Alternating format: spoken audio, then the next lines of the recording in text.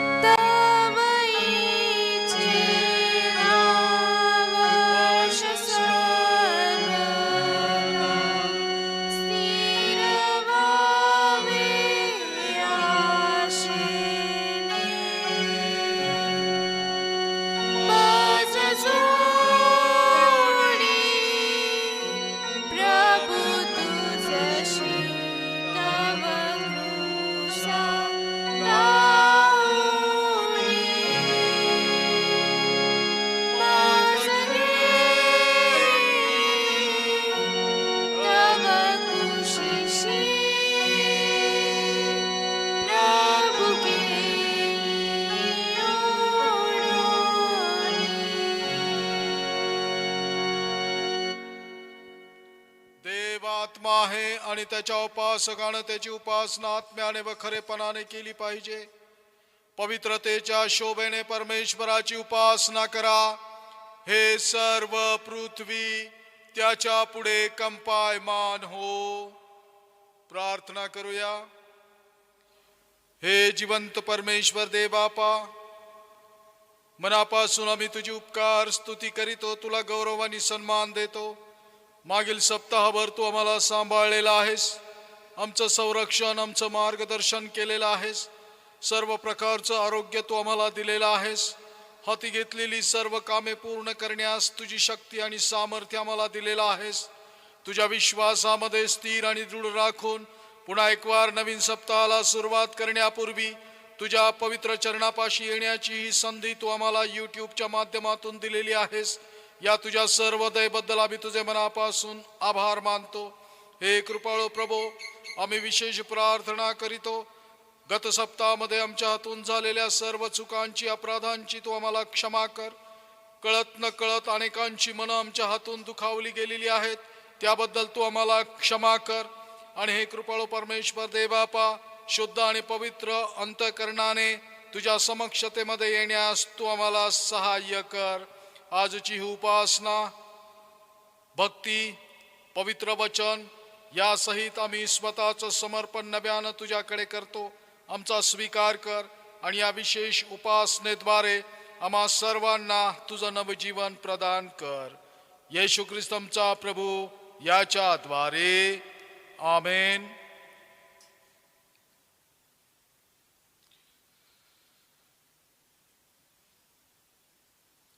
Pentecost दिनानंतरचा असलेला 17वा रविवार आणि लॉकडाऊन मधील असलेला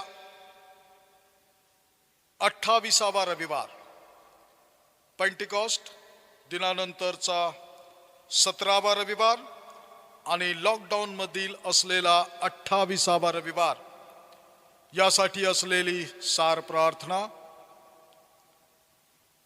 शास्त्रपाठ, पत्र आणि शुभवर्तमान. यावेळी प्रार्थना करूया. हे सर्व समर्थ देवापा, तुझ्या धन्य पुत्राने क्रूसाचा मार्ग स्वीकारून पुन्हा पूर्वीच्या वैभवात प्रवेश केला. त्याच्या अनुयायांनी त्याचे अनुकरण करावे, त्याच्यासाठी दुःख सहन करावे आणि प्राणत्याग करण्याची वेळ आली तरीही मागे हटू नये असे तू कृपेने कर. कारण ख्रिस्त त्यांना सार्वकालिक जीवनरूपी मुकुट देईन. तू सर्व पवित्र आत्म्यासह असणारा व सर्व काळ राज्य करणारा आमचा एकमेव देव, आमचा प्रभू येशू ख्रिस्त, याच्याद्वारे आमेन. आजच्या मननाकरिता असलेला जुन्या करारातील प्रथम शास्त्रपाठ, यशाया नामक ग्रंथ, याचा 53वा अध्याय 1 ते 4 आणि 10 आणि 11 ही वचनं. आम्ही ऐकलेल्या वार्तेवर कोणी विश्वास ठेवला आहे? परमेश्वराचा भुज कोणास प्रगट झाला आहे? कारण तो त्याच पुढे रोप्यासारखा, वृक्षभूमीतील अंकुरासारखा वाढला. त्याला रूप नव्हते, त्याला शोभा नव्हती.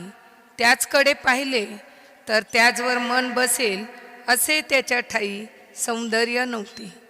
तुच्छ मानलेला, मनुष्याने टाकलेला, क्लेशाने व्यापलेला व व्याधींनी परिचित असलेला असा तो पुरुष पाहून लोक तोंडे फिरवीत व त्याला तुच्छ लेखीत, आणि त्याला आम्ही मानिले नाही. खरोखर आमचे व्याधी त्याने आपल्यावर घेतले, आमचे क्लेश त्याने वाहिले. तरी त्यास तांडण केलेले, देवाने त्यावर प्रहार केलेले व त्याला पिडिलेले असे आम्ही त्याला लेखिले. तसेच 10 आणि 11, त्याला ठेचावे असे परमेश्वराच्या मर्जीस आले. त्याने त्याला पिडिले. त्याच्या जीवाचे दोषार्पण झाल्यावर तो संतती पाहिल, तो दीर्घायू होईल. त्याच्या हातून परमेश्वराचा मनोरथ सफल होईल. त्याच्या जीवाच्या वेदना सरल्यावर तो त्याचे फल पाहून समाधान पावेल. तो माझा धर्मशील सेवक आपल्या ज्ञानाने बहुतांश निर्दोष ठरविल. त्याच्या अधर्माचा भार तो आपल्यावर घेईल. देवबाप वाचलेली वचनं आम्हासाठी आशीर्वादित करो. आमेन. त्याचप्रमाणे आजकरिता नेमिलेलं पत्र द्वितीय शास्त्र भागाच्या द्वारे आपण ऐकूया. पौलाचे करंथीकरास दुसरे पत्र, याचा 4था अध्याय 7 ते 14 वचनं आपण वाचूयात. प्रेषितांची शक्तिहीनता व देवाचे सामर्थ्य. ही आमची संपत्ती मातीच्या भांड्यात आहे, अशा हेतूने की सामर्थ्याची पराकोटी देवाची आहे, आमच्यापासून होत नाही हे समजावे. आम्हावर चहूकडून संकटे आली तरी आमचा कोंडमारा झाला नाही. आम्ही घोटाळ्यात पडलो तरी निराश झालो नाही. आमचा पाठलाग झाला तरी परित्याग करण्यात आला नाही. आम्ही खाली पडलेले आहो तरी आमचा नाश झाला नाही. आम्ही येशूचा वध सर्वदा शरीरात वागवितो, अशा हेतूने की येशूचे जीवनही आमच्या शरीरात प्रगट व्हावे. कारण जे आम्ही जिवंत राहतो ते आम्ही येशू प्रित्यर्थ सदाचेच मरणाच्या हाती सोपवलेले आहो, ह्यासाठी की येशूचे जीवनही आमच्या मर्त्य देहात प्रगट व्हावे. आम्हामध्ये मरण पण तुम्हामध्ये जीवन आपले कार्य चालवते. मी विश्वास धरला म्हणून बोललो, ह्या शास्त्रलेखानुसार जो विश्वासाचा आत्मा तोच आत्मा आमच्या ठाई असल्यामुळे आम्ही विश्वास धरतो आणि त्यामुळे बोलतोही. हे आम्हाला ठाऊक आहे की ज्याने प्रभू येशूला उठवले तो येशूबरोबर आम्हालाही उठवील व तुमच्याबरोबर सादर करील. येथे नेमलेला द्वितीय शास्त्रपाठ समाप्त होतो. आजकरिता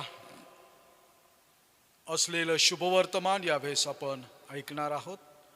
तुम्ही घरातच आहात आणि जर घरात कौटुंबिक रीतीनं या भक्तीमध्ये उपासनेमध्ये सहभागी झालेला असाल तर आपल्या जागेवर उठून उभे राहूया आणि शुभवर्तमान ऐकूया.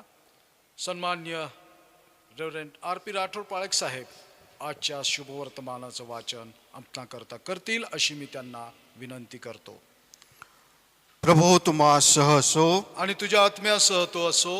शुभवर्तमान, पवित्र शुभवर्तमान, संत मत्तई लिखित शुभवर्तमान याचा 16वा अध्याय आणि त्याच्या 13व्या ओळीपासून शुभवर्तमानास प्रारंभ होतो.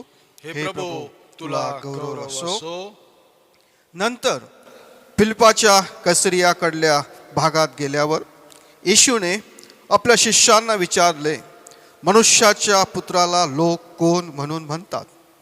ते म्हणाले, कित्येक बाप्तिस्मा करणारा योहान, कित्येक एलिया, कित्येक इर्मया किंवा संदेष्ट्यातील कोणी एक असे म्हणतात. तो त्यांना म्हणाला, पण तुम्ही मला कोण म्हणून म्हणता? शिमोन पेत्राने उत्तर दिले, आपण ख्रिस्त जिवंत देवाचे पुत्र आहात. येशूने त्याला म्हटले, शिमोन बारियोना, धन्य तुझी, कारण मांस व रक्त यांनी नव्हे तर माझ्या स्वर्गातील पित्याने हे तुला प्रगट केले आहे. आणखी मी तुला सांगतो, तू पेत्र आहेस आणि ह्या खडकावर मी आपली मंडळी रचीन व तिच्या पुढे अधोलोकाच्या द्वाराचे काहीच चालणार नाही. मी तुला स्वर्गाच्या राज्याच्या किल्ल्या देईन आणि पृथ्वीवर जे काही तू बांधशील ते स्वर्गात बांधले जाईल व पृथ्वीवर जे काही तू मोकळे करशील ते स्वर्गात मोकळे केले जाईल. तेव्हा त्याने शिष्यास निक्षून सांगितले, मी ख्रिस्त आहे हे कोणालाही सांगू नका. तेव्हापासून येशू ख्रिस्त आपल्या शिष्यांना सांगू लागला की मी यरुशलेमेस जाऊन वडील, मुख्य याजक व शास्त्री यांच्याकडून पुष्कळ दुःखे सोसावी, जीवे मारले जावे व तिसऱ्या दिवशी उठविले जावे ह्याचे अगत्य आहे. तेव्हा पेत्र त्याला जवळ घेऊन त्याचा निषेध करून म्हणाला, प्रभूजी, आपणावर दया असो असे आपल्याला होणारच नाही. परंतु तो वळून पेत्राला म्हणाला, अरे सैताना, माझ्या पुढून निघून जा, तू मला अडखळण आहेस, कारण देवाच्या गोष्टीकडे तुझे लक्ष नाही, माणसांच्या गोष्टीकडे आहे. मग येशू आपल्या शिष्यांना म्हणाला, माझ्या मागे येण्याची कोणाची इच्छा असेल तर त्याने स्वतःचा त्याग करावा व आपला वधस्तंभ उचलून घेऊन मला अनुसरावे. हे ख्रिस्ताचे पवित्र शुभवर्तमान आहे. हे ख्रिस्ता तुझी स्तुती असो. आपला विश्वास आपण उभे असतानाच प्रकट करूया. प्रेषितांचा मतांगीकार आपण सर्वजण मिळून म्हणू. सर्व समर्थ देव जो पिता, आकाश व पृथ्वी यांचा उत्पन्न करता, त्यावर मी विश्वास ठेवितो आणि येशू ख्रिस्त त्याचा एकुलता एक पुत्र आमचा प्रभू, जो पवित्र आत्म्याच्या योगाने गर्भरूप झाला, कुमारी मरियाच पासून जन्मला, ज्याने पंत पिलाताच्या वेळेस दुःख भोगिले, ज्याला क्रुसी दिले, जो मरण पावला व ज्याला पुरिले, जो अधोलोकात उतरला, तिसऱ्या दिवशी मेलेल्यातून पुन्हा उठला, स्वर्गात चढला आणि सर्व शक्तिमान देव जो पिता त्याच्या उजवीकडे बसला आहे, तेथून जिवंतांचा व मेलेल्यांचा न्याय करायला जो येणार आहे, त्यावर मी विश्वास ठेवितो. पवित्र आत्मा, पवित्र कॅथोलिक एकलेसिया, संतांची सहभागिता, पापांची क्षमा, देहाचे पुनरुत्थान आणि सनातन जीवन याविषयी मी विश्वास धरितो. आमेन. कृपया आपण बसून घेऊया. सूचना आहेत मंडळीसाठी. मंडळीला सूचित करण्यात येते की अजूनही चर्चेसमधून सामुदायिक रीतीनं उपासना करण्याचे संकेत आपल्याला प्राप्त झालेले नाहीत. जोपर्यंत आदेश आपल्याला प्राप्त होत नाहीत तोपर्यंत आपली उपासना भक्ती ही यूट्यूबच्या माध्यमातूनच चालू राहील. येणाऱ्या रविवारच्या उपासनेच्या द्वारे सन्मान्य रेव्हरंड आर.पी. राठोड पाळक साहेब, priest in charge Christ church हे देवाच्या वचनाची सेवा करणार आहेत आणि बरोबर 10:30 वाजता आपण आपल्या कुटुंबामध्ये या भक्तीच्या माध्यमातून एकत्रित यावं अशी विनंती करण्यात येते. यूट्यूबचं हे चॅनल असं निदर्शनास येत आहे की मोजका वर्गच बघत आहे. क्षमा करा, परंतु बरेचसे आमच्या चर्चचे तरुण, जी आमची भावी पिढी आहे, या चॅनलपासून त्यांनी स्वतःला दूर ठेवलेला आहे. तरुणाईला मी विशेष विनंती करेन की हे चॅनल जे आपल्या चर्चचं आहे सबस्क्राईब करा, लाईक करा, शेअर करा, सहभागी व्हा आणि देवाचा आशीर्वाद या लॉकडाऊनमध्ये जो देवानं दिलेला आहे तो संपादन करण्यासाठी विशेष काळजी घ्या. त्याचप्रमाणे चर्चेस बंद असतानाही सामुदायिक रीतीनं आम्ही देवाच्या पवित्र मंदिरामध्ये येऊ शकत नसलो तरीही अथक परिश्रमानं या सर्व भक्ती आपणापर्यंत पोहोचवणारी संपूर्ण टीम, आमचे प्रशांतदादा तिडके, त्याचप्रमाणे मंडलिक परिवार, या सर्वांचे मी आभार मानतो की त्यांच्या अथक परिश्रमाने या भक्तीज आपणापर्यंत पोहोचल्या जात आहेत. देवबाप त्यांना आशीर्वाद देव. मागील सप्ताहाची जी बायबल क्विज होती त्या क्विजमध्ये सहभागी झालेल्यांची यादी आपणाला स्क्रीनवर दिसत आहे. अनेकांनी चांगले मार्क घेतलेले आहेत, त्यांचे मी अभिनंदन करतो आणि जास्तीत जास्त संख्येनं या क्विजमध्ये सहभागी व्हा अशी तुम्हा सर्वांना विनंती करतो. आपल्या चर्च पातळीवर कौटुंबिक पातळीवर पवित्र सहभागिता विधीचे आयोजन करण्यास सुरुवात झालेली आहे. मंडळीतील अनेकांनी आम्हाला या उपासनेसाठी आमंत्रित केलेलं आहे. त्यांच्यापर्यंत देवाचा पवित्र मेज देवानं पोहोचवलेला आहे. आपल्याही कुटुंबामध्ये जर पवित्र सहभागितेचं आयोजन करण्यास आपण इच्छुक असाल तर कृपया सन्मान्य राठोड पाळक साहेबांशी किंवा माझ्याशी संपर्क करा आणि 2 दिवस अगोदर या संबंधाची सूचना तुम्ही आम्हाला द्या. कुठलाही वार जो तुमच्यासाठी सुटेबल असेल, तुमच्या दृष्टीनं सोयीचा असेल, तो वार तुम्ही निवडू शकता आणि आम्हाला 2 दिवस अगोदर सूचित करू शकता. ज्या दिवशी आचार्य वर्ग तुमच्या कुटुंबामध्ये येईल पवित्र सहभागिते दिवशी, त्या दिवशी आपली दानं, आपली अर्पणं, आपल्या पुणाकाराची डबे आपण त्यांच्याकडे सुपूर्द करू शकता. आपला दशांश देखील आणि पास्टर फंड देखील आपण तुम्ही त्यांच्याकडे देऊ शकता. ते आचार्यगण योग्य प्रकारे खजिन्यापर्यंत ते तुमचं संपूर्ण दान पोहोचवतील. त्याचप्रमाणे या महिन्यामध्ये अतिशय अटीतटीची परिस्थितीचा सामना आपण सगळेच करत आहोत. चर्च देखील यापासून वंचित नाही आणि म्हणून आपण जर धर्मप्रांताच्या कार्यासाठी आपलं योगदान देऊ इच्छित असाल तर आपल्या स्क्रीनवर धर्मप्रांतांचे खजिनदार सन्माननीय रेव्हरंड पी.के. अक्साळ पाळक साहेब यांचा फोन नंबर, तसेच मराठवाडा धर्मप्रांताचा अकाउंट नंबर आपणाला दिसत आहे. आपण आपलं योगदान धर्मप्रांताच्या कार्यासाठी सदरील अकाउंट नंबरवर किंवा फोनवर पे करू शकता. तसेच क्राइस्टचर्चसाठी आपलं योगदान जर तुम्हाला द्यायचं असेल तर स्क्रीनवर आपल्या क्राइस्टचर्चचे खजिनदार सन्माननीय डॅनियल अस्वले यांचा कॉन्टॅक्ट नंबर आपणाला दिसत आहे. तद्वतच आपल्या क्राइस्टचर्चचं बँक अकाउंट आपल्याला दिसत आहे आणि फोनपे सुविधा देखील आपण सुरू केलेली आहे, ज्याचा कोड आपणाला स्क्रीनवर दिसत आहे. याद्वारे तुम्ही देवाचं ते देवाला देऊ शकता, अकाउंटमध्ये जमा करून, खजिनदारांना फोन करून किंवा फोनपेद्वारे तुम्ही हे दान चर्चच्या खजिन्यापर्यंत पोचवू शकता.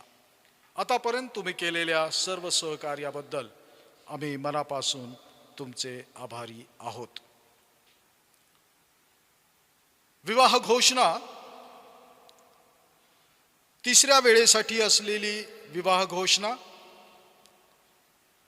कुमार प्रवीण सुधाकर सहाने, राहणार सातारा परिसर औरंगाबाद, व कुमारी प्रीती अनिल लोखंडे, राहणार भावसिंगपुरा औरंगाबाद, तसेच कुमार अजय बाळासाहेब भोसले, राहणार भावसिंगपुरा औरंगाबाद, आणि कुमारी संध्या संजय साबळे, राहणार भालगाव, तालुका अंबड, जिल्हा जालना, या जनांची विवाह घोषणा करीतो.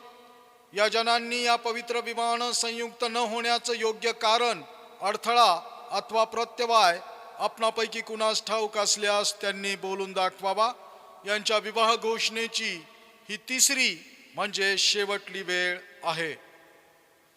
तसेच कुमार प्रशांत सॅम्युअल अर्नाजलम, राहणार शांतीपुरा औरंगाबाद, आणि कुमारी सोनम राजेश पवार, राहणार अहमदनगर, या जनांचीही विवाह घोषणा करीतो.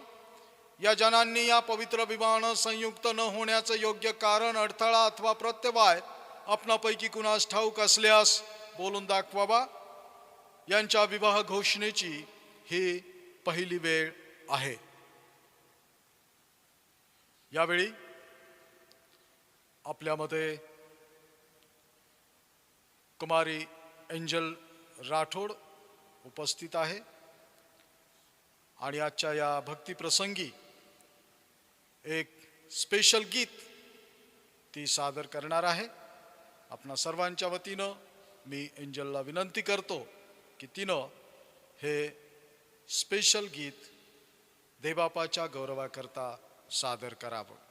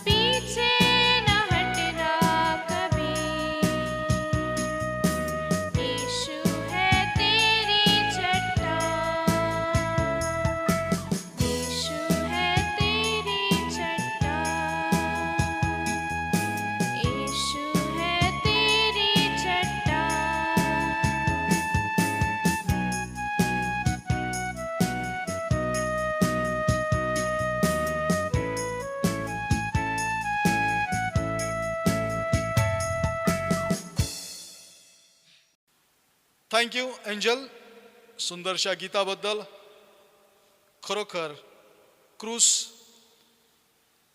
वधस्तंभ ही आमची निशाणी आहे, आमच्या चालण्याचा मार्ग आहे. आणि हे गीत आजच्या थीमला अनुसरून एंजलनं गायलेलं आहे. चर्च ऑफ नॉर्थ इंडियानं या सप्ताहासाठी जे थीम आम्हाला दिलेलं आहे ते आहे क्रूसाचा मार्ग, the way of cross, the way of the cross, क्रूसाचा मार्ग. आणि या थीमला अनुसरून असलेले सर्व शास्त्रपाठ आपण ऐकले. यशया नामक ग्रंथ, करिंथकराचं दुसरं पत्र आणि शुभवर्तमान,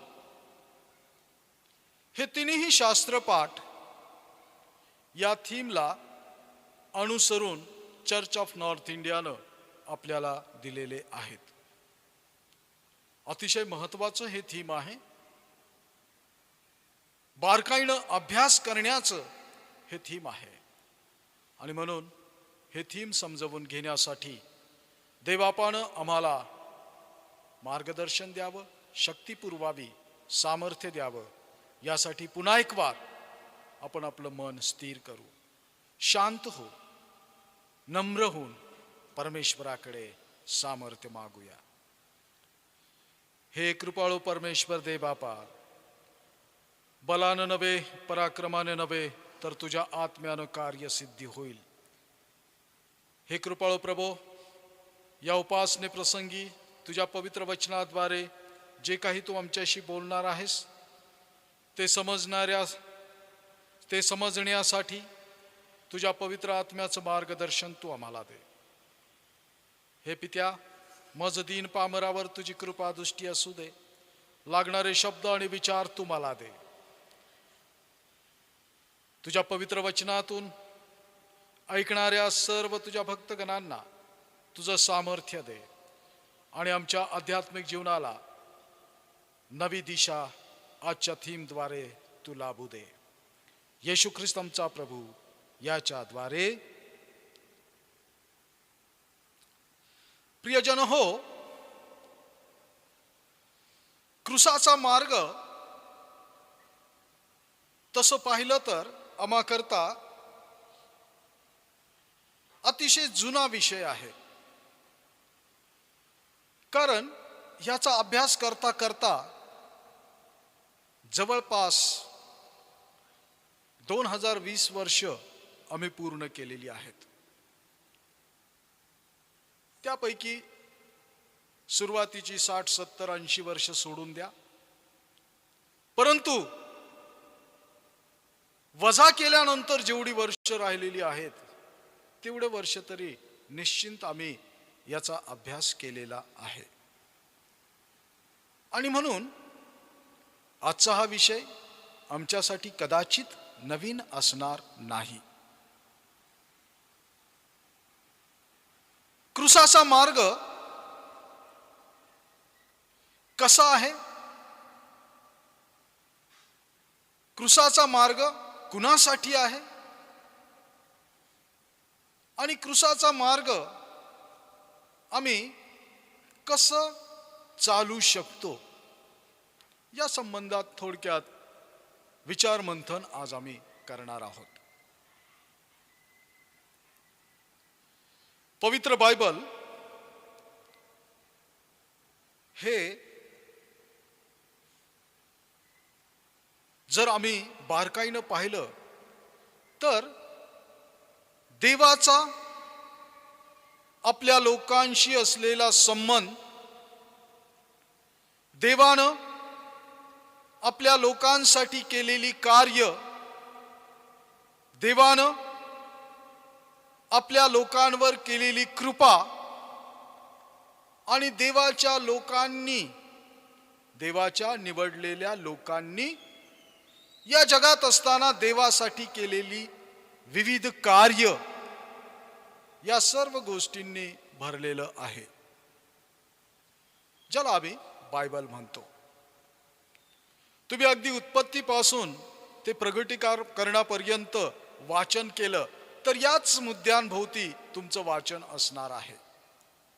देव, त्याचे लोक, देवानं त्याच्या लोकांसाठी केलेली महत्कृत्य, महत्कार्य, देवाच्या लोकांनी या जगामध्ये असताना देवासाठी केलेली कार्य, हेच सगळे मुद्दे तुम्हाला अनुभवायला मिळतील किंवा बघायला मिळतील. आणि याच सर्वांच्या भोवती संपूर्ण पवित्र बायबलचं लिखाण आहे. आणि त्यातल्या त्यात नियमशास्त्र हा अतिशय महत्वाचा भाग त्यामध्ये आम्हाला पाहायला मिळतो. आजचे जे शास्त्रपाठ आम्ही ऐकले ते देवाचं त्याच्या विशिष्ट निवडलेल्या लोकांच्या साठी असलेले संभाषण म्हणून आम्ही पाहतो. देवाचे निवडलेले लोक म्हणजे यहुदी किंवा इस्रायली लोक, आणि हे देवाच्या जवळचे लोक होते, देवाच्या आपल्या स्वतःचे लोक होते. आणि या लोकांच्यासाठी देवानं अनेक महत्कृत्य केली, अनेक कार्य केली, अनेक प्रकारे दया, करुणा आणि कृपा यांचा वर्षाव देवानं या लोकांवर केला. आणि या लोकातील बऱ्याच जणांनी देवासाठी कार्य केलं, किंबहुना आपला प्राण त्यागला, आपलं जीवन दिलं. या सर्वांचा लेखाजोखा पवित्र बायबलमध्ये आहे. नियमशास्त्र ज्यामध्ये देवानं त्यानं केलेल्या कृपेचा, त्यानं केलेल्या दयेचा योग्य रीतीनं त्याच्या लोकांनी उपभोग घ्यावा याकरिता नियमावली दिलेली आहे, ज्याला आम्ही नियमशास्त्र म्हणतो. देवानं केलेली कृपा, देवानं केलेली दया, देवानं केलेली करुणा या सर्वांचा उपभोग कशा रीतीनं मानवानं अर्थात त्याच्या निवडलेल्या लोकांनी घ्यावा याबद्दलचं मार्गदर्शन या नियमशास्त्रामध्ये आणि खास रीतीनं ग्रंथपंचकामध्ये पहिल्या सुरुवातीच्या 5 पुस्तकांमध्ये आम्हाला पाहायला मिळतं.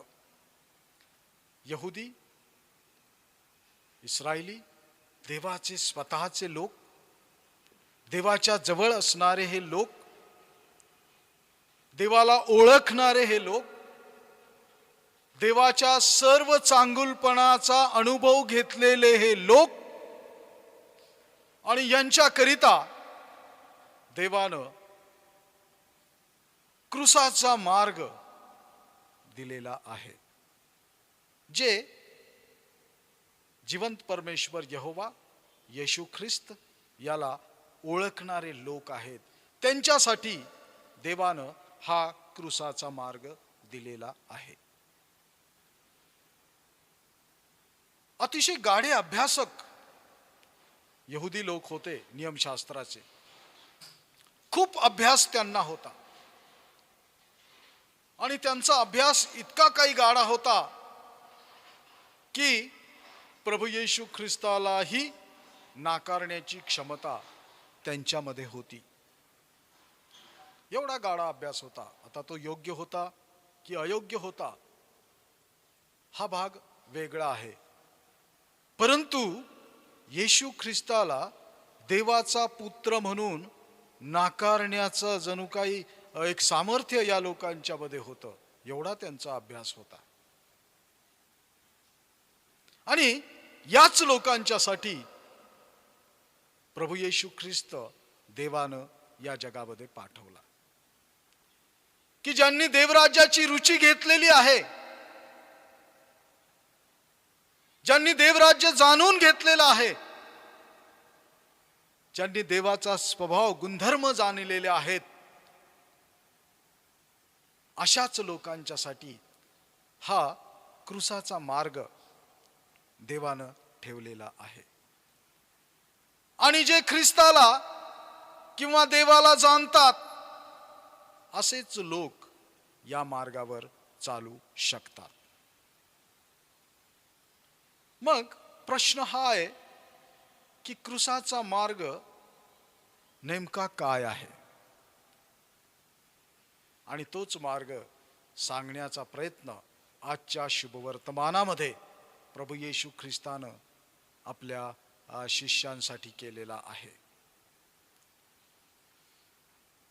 जे शुभवर्तमान सध्या सुरू आहे, गेली 2-3 आठवडे आपण मत्तयाच्या शुभवर्तमानाचा अभ्यास करतो आहोत आणि वेगवेगळ्या गोष्टी या शुभवर्तमानातून आपण पाहिलेल्या आहेत ज्या येशूशी संबंधित आहेत, त्याच्या शिष्यांशी संबंधित आहेत, येशूनं केलेल्या दयेच्या कळवळ्याच्या संदर्भात आहेत, येशूनं तपासलेल्या विश्वासाच्या, आपल्या शिष्यांमध्ये आपल्याबद्दलचा असलेला विश्वास येशूनं तपासल्या संदर्भातल्या देखील गोष्टी आपण पाहिलेल्या आहेत.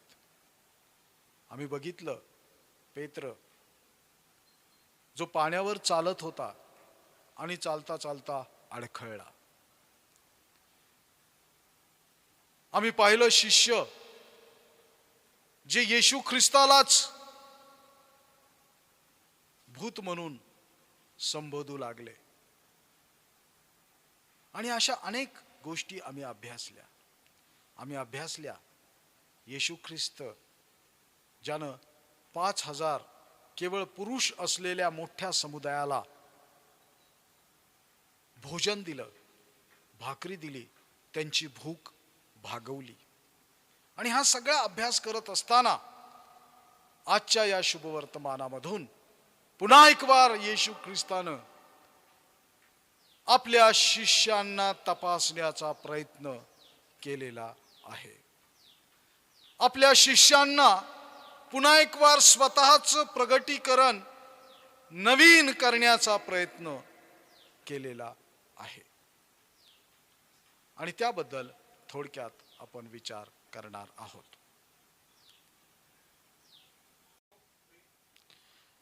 आणि म्हणूनच येशूनं आजच्या शुभवर्तमानामध्ये आपल्या शिष्यांचा आपल्याकडे बघण्याचा दृष्टिकोन काय आहे हे तपासण्याचा प्रयत्न केलेला आहे. आणि वाचलेल्या शुभवर्तमानाच्या 16व्या अध्यायाच्या 13व्या वचनामध्ये जर तुम्ही पाहिलं तर त्या ठिकाणी प्रभू येशू ख्रिस्तानं प्रश्न आपल्या शिष्यांना केलेला आहे. आणि शिष्यांना तो म्हणाला, बाबांनो, मनुष्याच्या पुत्राला इतर लोक काय म्हणतात? हा पहिला प्रश्न आपल्या शिष्यांचा दृष्टिकोन, आपल्याकडे बघण्याचा दृष्टिकोन तपासण्याच्या दृष्टीनं प्रभू येशू ख्रिस्तानं विचारलेला आहे की लोक मला काय म्हणतात. आणि मग फार सुंदर उत्तर शिष्यांनी दिली. आणि ते म्हणाले, हे येशू, कित्येक जण तुम्हाला बाप्तिस्मा करणारा योहान म्हणतात, कित्येक जण एलिया म्हणतात, कित्येक जण इर्मया आणि कित्येक जण संदेष्ट्यापैकी कोणी एक आहे असं म्हणतात. आणि कदाचित येशूला आश्चर्य वाटलं असेल. प्रत्येक व्यक्तीचा, प्रत्येक लोकांचा आपला वेगळा वेगळा दृष्टिकोन प्रभू येशू ख्रिस्ताला बघण्यामागे किंवा प्रभू येशू ख्रिस्ताकडे बघण्यामागे होता. कोणी बाप्तिस्मा करणारा योहान म्हणतंय, कोणी एलिया म्हणतंय, कोणी इर्मया म्हणतंय, कोणी संदेष्ट्यांपैकी कोणीतरी एक आहे असं म्हणतंय. आणि हे सगळं ऐकल्यानंतर सतत माझ्या सोबत असलेले माझे शिष्य, ज्यांनी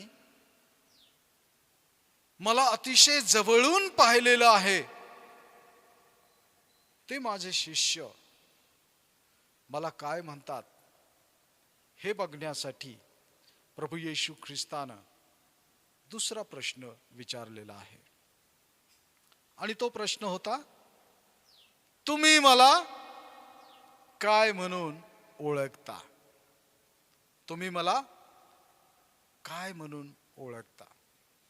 आणि त्यावेळेस प्रभूच्या जवळ असलेले सर्व शिष्य आणि त्या सर्व शिष्यांमध्ये आगळा वेगळा परिचय असलेला पेत्र नावाचा शिष्य अतिशय चटकन त्याला म्हणाला. काय म्हणाला? काय म्हणाला सांगता येईल? पेत्र त्याला म्हणाला की तुम्ही ख्रिस्त जिवंत देवाचे पुत्र आहात. तुम्ही ख्रिस्त जिवंत देवाचे पुत्र आहात. आणि एवढा मोठा विश्वास पाहून, शिष्यांचा आपल्याकडे पाहण्याचा दृष्टिकोन पाहून येशू ख्रिस्ताला आनंद झाला असेल की कमीत कमी माझे शिष्यांनी तरी माझ्याकडे पाहण्याचा दृष्टिकोन योग्य ठेवलेला आहे, की माझे शिष्य मला ख्रिस्त असं संबोधतात, मस्साया, मसीहा असं समजतात. आणि येशूला समाधान वाटलं आणि येशूनं लगेच त्याची प्रतिक्रिया दिली, जी 17व्या वचनामध्ये आलेली आहे. काय लिहिलंय 17व्या वचनामध्ये? मत्तई 16 आणि 17 कृपा करून वाचा.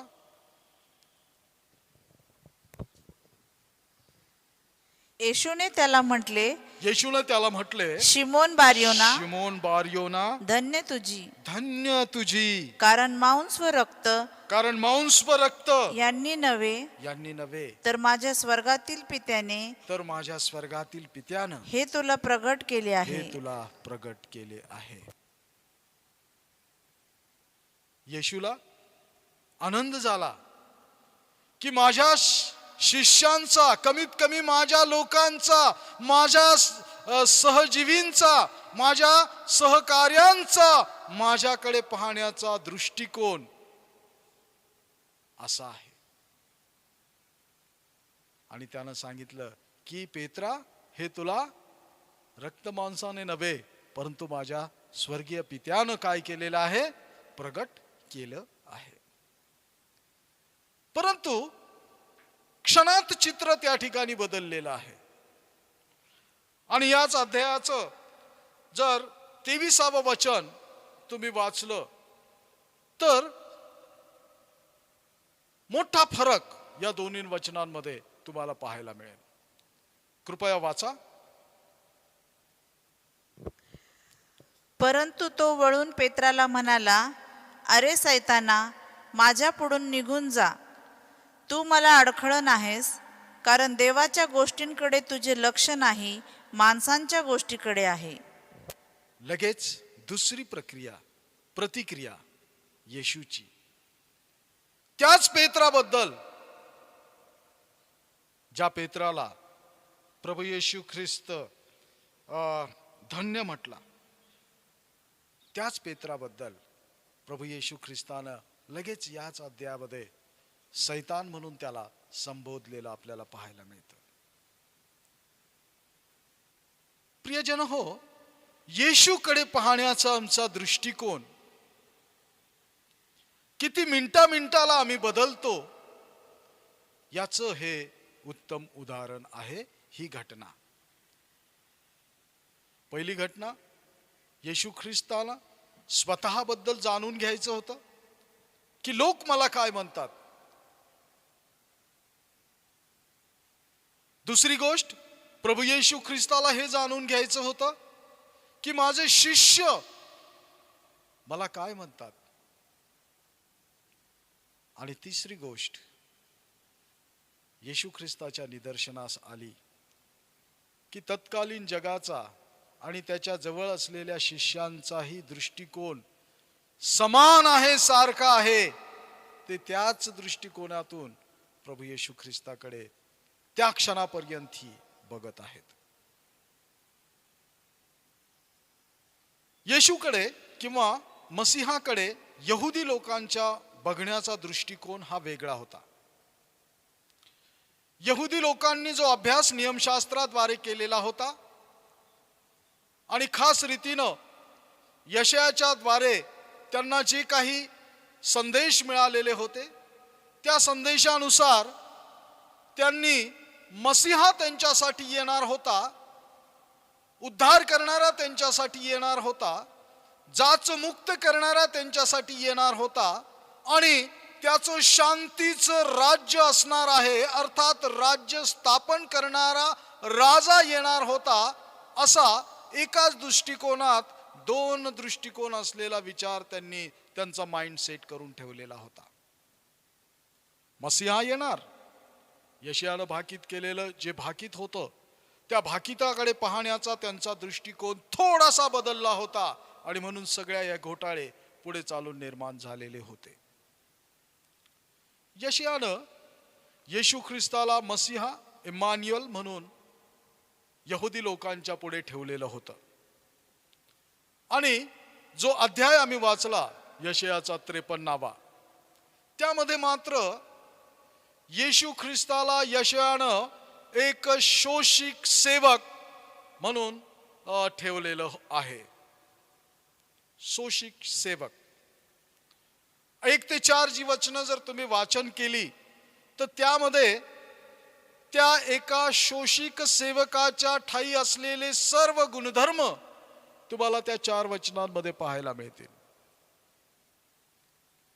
आणि 10 आणि 11 ही जी वचनं आम्ही वाचन केली त्यामध्ये त्या इम्मान्युएलच्या, त्या मसीहाच्या बद्दल देवाची असलेली इच्छा तुम्हाला पाहायला मिळेल. यशायानं एक शोषिक सेवक तुमच्याकरता येणार आहे, तुमचा उद्धार करण्यासाठी येणार आहे, अतिशय स्पष्टपणे सांगितलं. आणि त्या भाकिताकडे थोड्याशा वेगळ्या दृष्टीनं पाहून यहुदी लोकांनी मात्र मसीहाची अशी प्रतिमा स्वतःच्या भोवती ठेवली, स्वतःच्या दृष्टीमध्ये ठेवली की तो राजा म्हणून येणार, तो राज्य स्थापित करणार. आणि ह्या सगळ्या गोष्टींमुळे अनेक लोक येशूच्या मागे होते. अगदी शिष्यांपैकीही यहुदा नावाचा शिष्य हा याच लालसेनं प्रभू येशू ख्रिस्ताच्या सोबत होता की प्रभू येशू ख्रिस्त राज्य स्थापन करणार आहे आणि त्या राज्यामध्ये, त्या सुखसमाधानी जीवनामध्ये, त्या सर्व सोयींनी युक्त अशा जीवनामध्ये मला काहीतरी वाटा मिळेल. या उद्देशानं, या हेतूनं तो प्रभू येशू ख्रिस्ताच्या संगती होता. परंतु जेव्हा त्यानं पाहिलं की येशूमध्ये जो राजा मी पाहतो आहे तो काही मला दिसत नाही आणि हा भलताच वेगळाच काहीतरी प्रकार दिसतो, त्यावेळेस मात्र त्यानं पुन्हा येशूकडची आपली दृष्टी आणि दृष्टिकोन बदलला. आणि पुढे काय घडलं तुम्हाला ठाऊक आहे. किती रुपयात त्यानं विक्री केलं. ज्या येशू सोबत तो बसला, ज्या येशूला त्यानं जाणलं होतं, ज्या येशूला त्यानं पारखलं होतं, ज्या येशूनं केलेले सर्व चमत्कार त्यानं आपल्या डोळ्यानं पाहिले होते, कितीला विकलं हो? किती रुपयांना विकलं? फक्त 30. दृष्टिकोन बदलला. प्रियजन हो, प्रभू येशू ख्रिस्त आज 21व्या शतकाकडे वाटचाल करणाऱ्या भारतीय मंडळीला, विश्वासणाऱ्यांना विचारतो आहे की तुम्ही मला काय म्हणून म्हणता. अर्थात तुमचा माझ्याकडे बघण्याचा दृष्टिकोन काय आहे. एक राजा जो सर्व बाह्य सुखसोयी देणारा,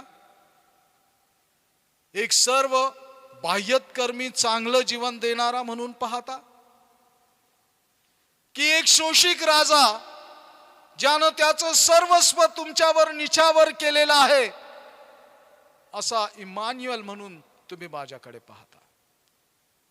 आजच्या आमच्या पिढीसाठी येशूचा असलेला हा प्रश्न आहे.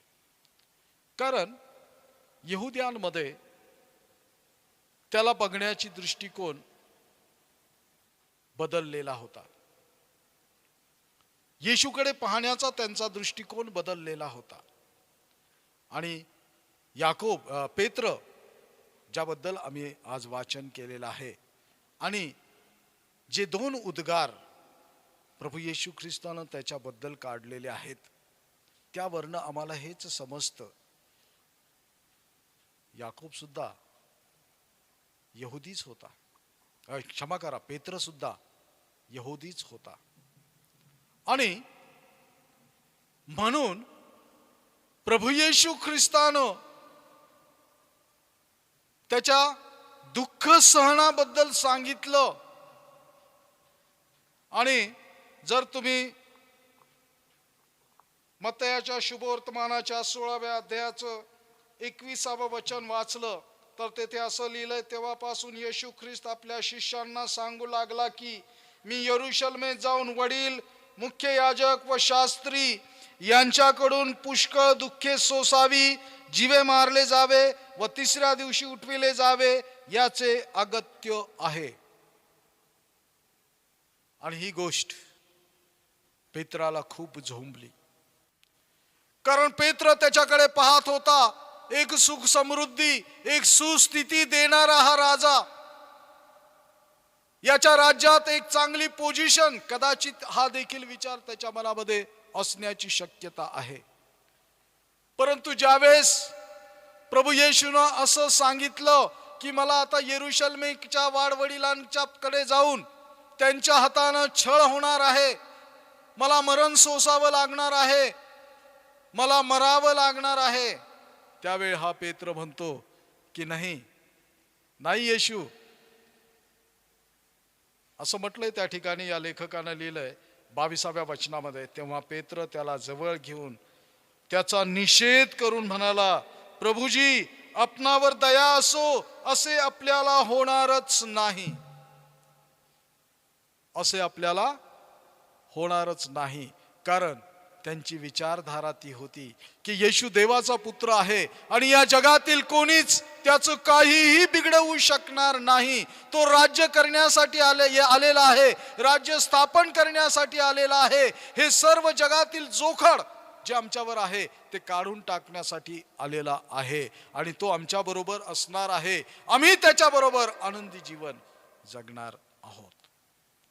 आणि जेव्हा त्याला कळलं पेत्राला की प्रभू येशू ख्रिस्ताचं हे काही नाही, तर तो पुष्कळ दुःखे सोसण्यासाठी, जीवे मारल्या जाण्यासाठी आलेला आहे, त्यावेळेस तो येशूचा निषेध करून म्हणतो की येशू तुम्हावर दया हो, येशू प्रभू आपणावर दया असो, असं आपल्यासोबत कदापि घडणार. कारण त्याला माहित होतं की येशू सोबत असं जर घडलं तर आमचं फ्युचर पण. आणि म्हणून प्रभू येशू ख्रिस्तानं दुसरी प्रतिक्रिया त्याच्याबद्दल दिलेली आहे आणि जी 23व्या वचनामध्ये आपण ऐकली, वाचली. आणि येशू वळून पेत्राला म्हणाला, अरे सैताना, माझ्याकडून निघून जा, तू मला अडखळण आहेस, कारण देवाच्या गोष्टीकडे तुझे लक्ष नाही, माणसाच्या गोष्टीकडे तुझं लक्ष आहे. आजही प्रियांनो, या पेत्राप्रमाणे किंवा यहुदी लोकांच्या प्रमाणे येशूकडे पाहण्याचा आमचा दृष्टिकोन तोच आहे, तोच दृष्टिकोन आहे. येशू म्हणजे काहीतरी देणारा, येशूमध्ये काहीतरी भरपूर देणारा, येशू म्हणजे आमच्या सर्व बाह्यकर्मी गोष्टी पुरवणारा. येशूला जणू काय आम्ही आमचा मदतनीस म्हणून वापरून घेण्याचा प्रयत्न करत आहोत. आणि म्हणून आमचा दृष्टिकोन येशूबद्दल काय आहे हे आज येशू जाणून घेऊ इच्छितो. यहुदी लोकांच्या प्रमाणे या पेत्राच्या प्रमाणे आमचा येशूकडे बघण्याचा दृष्टिकोन आहे का? कारण पेत्राला येशू म्हणतो, पेत्रा, देवाच्या गोष्टीकडे तुझे लक्ष नाही, माणसाच्या गोष्टीकडे तुझं लक्ष आहे. पेत्रा, देवाच्या गोष्टीकडे तुझं लक्ष नाही, माणसाच्या गोष्टीकडे तुझं लक्ष आहे. विचार करूया, स्वतःला तपासूया. प्रभूने विचारलेल्या या प्रश्नासंबंधी स्वतःकडे त्याचं उत्तर मागू की मी माझ्या प्रभू येशू ख्रिस्ताकडे कोणत्या दृष्टिकोनातून बघत आहे. पेत्राप्रमाणे जगातल्या गोष्टीकडे माझं लक्ष आहे की देवाच्या गोष्टींकडे माझं लक्ष आहे. तुम्हाला आठवत असेल, प्रभू येशू ख्रिस्ताचा जन्म झाल्यानंतर 3 मागी त्याच्याकडे आले आणि त्यापैकी एका मागीनं गंधरस प्रभू येशूसाठी आणलेला होता.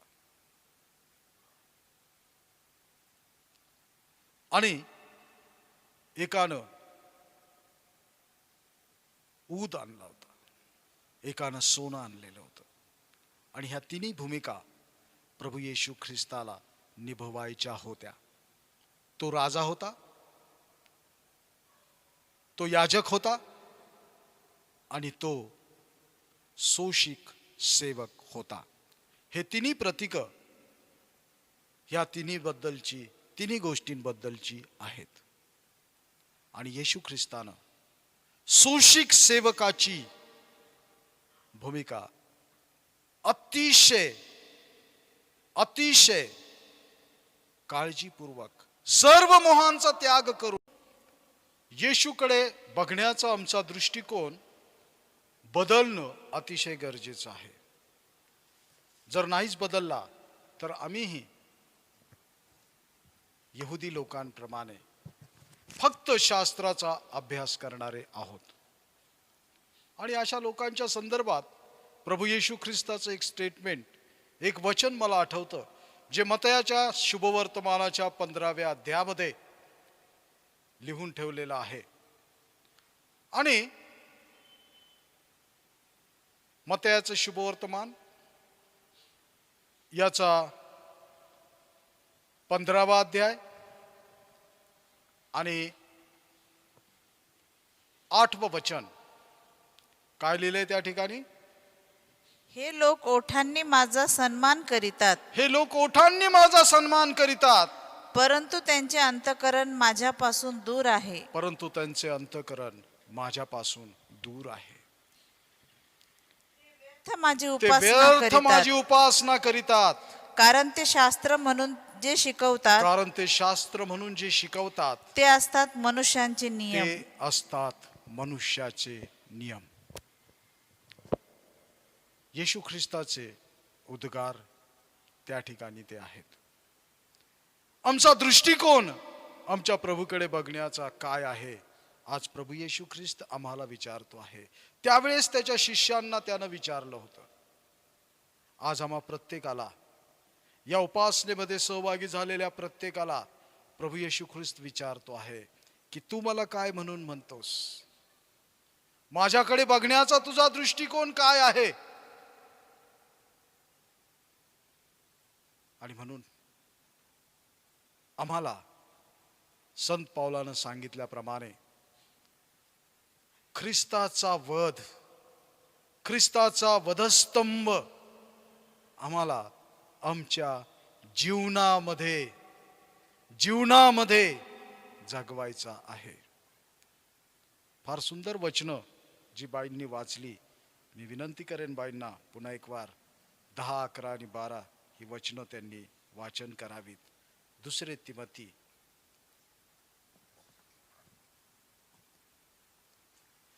सापडलं का? आपण आज वाचन केलेली वचनं. पहिले 2 कोरिंथ 4 अध्याय आणि 10 पासून पुढची वचनं. आम्ही येशूचा वध सर्वदा शरीरात आम्ही वागवितो. येशूचा वध, त्याचं शोषिकपण, संत पौल असं म्हणतो आहे, त्याचं करुणायुक्त हृदय आम्ही आमच्या शरीरात वागवितो. शरीरात वागवावं. आम्ही ख्रिस्ताचा वध आमच्या शरीरात वागवावा. पुढे काय म्हटलंय? अशा हेतूने की अशा हेतूने की येशूचे जीवनही आमच्या शरीरात प्रगट व्हावे. येशूचे जीवनही आमच्या शरीरात प्रगट व्हावे. प्रगट व्हावे. हा बदल आमच्यात होणार आहे जेव्हा आमचा येशूकडे पाहण्याचा दृष्टिकोन बदलेल. येशूचा वध आमच्या जीवनात आम्ही वागवू आणि येशूचं जीवन आमच्या जीवनामध्ये काय होईल? प्रगट होईल. येशूचं जीवन आमच्या जीवनामध्ये प्रगट करणारी जी दृष्टी आहे तो येशूकडे पाहण्याचा आमचा दृष्टिकोन असणार आहे.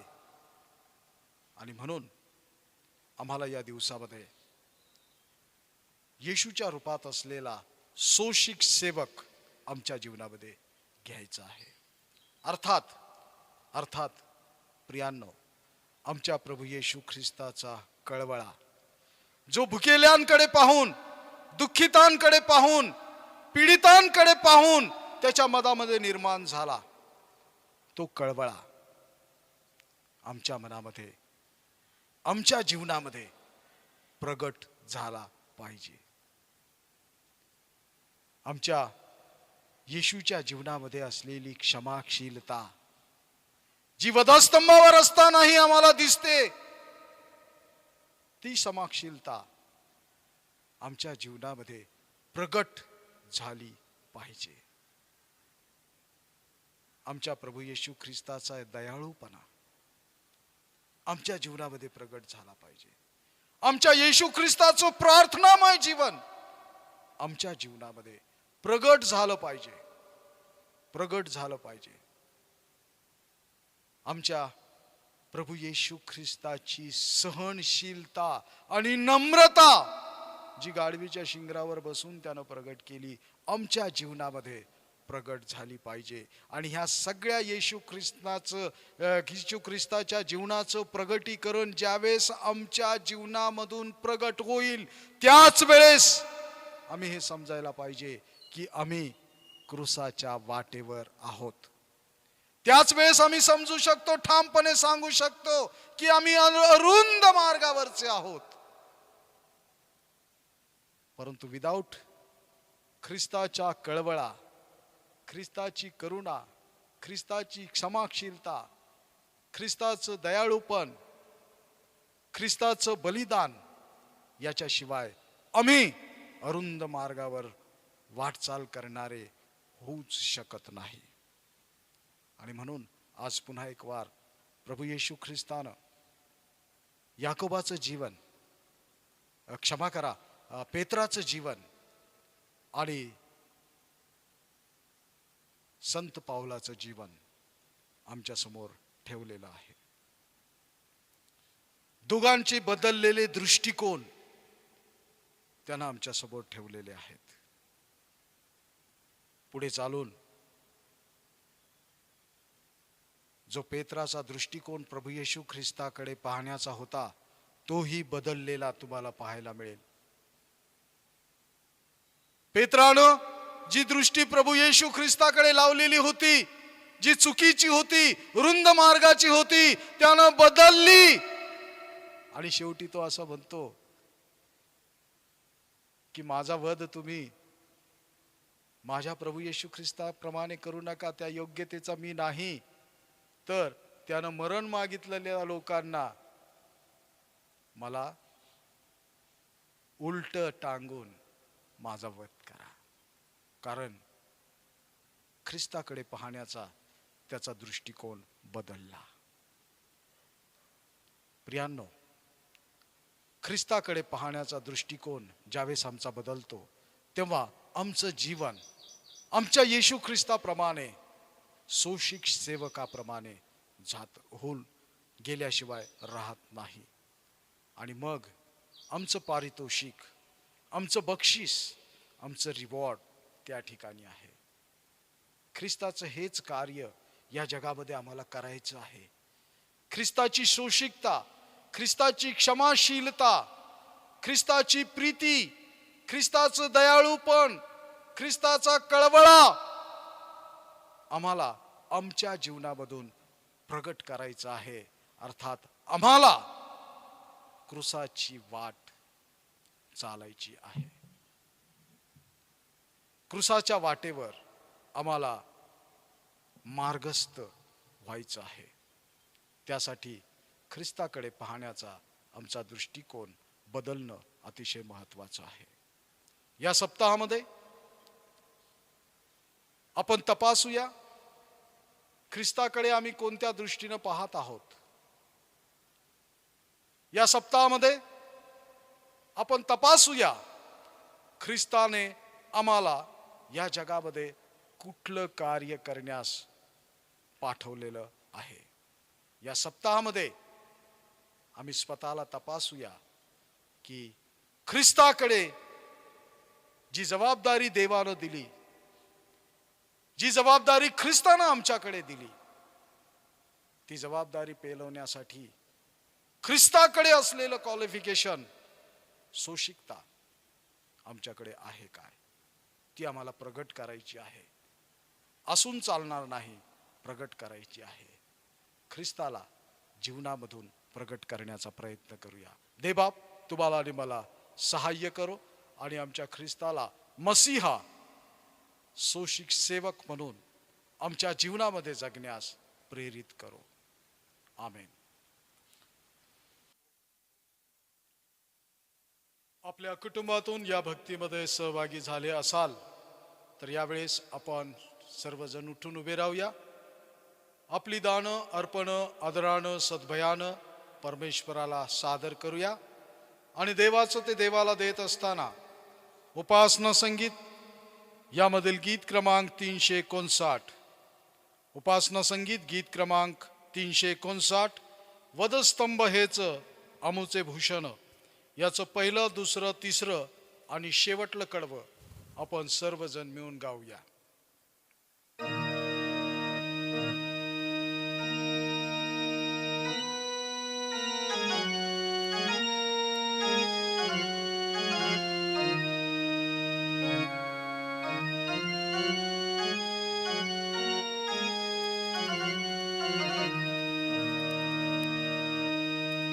वधस्तंभ हेच आमुचे